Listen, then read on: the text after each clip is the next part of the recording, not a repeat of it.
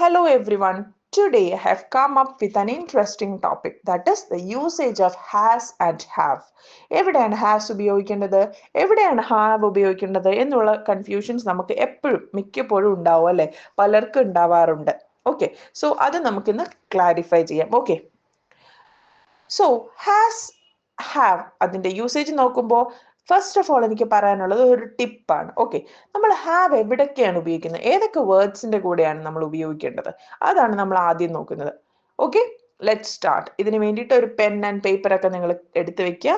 ഞാൻ ഇത് എൻ്റെ വോയിസ് കേൾക്കുമ്പോൾ തന്നെ നിങ്ങൾക്ക് നോട്ട്സ് ആയിട്ട് ജസ്റ്റ് ഒരു ലെക്ചർ നോട്ട് എന്നുള്ള രീതിയിൽ നിങ്ങൾക്ക് നോട്ട് ചെയ്ത് വെക്കാവുന്നതാണ്. ഓക്കെ, ഇത് വളരെ ഇമ്പോർട്ടൻ്റ് ആണ്. Listen carefully. Okay, so moving to this topic. നമ്മൾ ഹാവ് ഉപയോഗിക്കുന്നത് എവിടെയാണ്?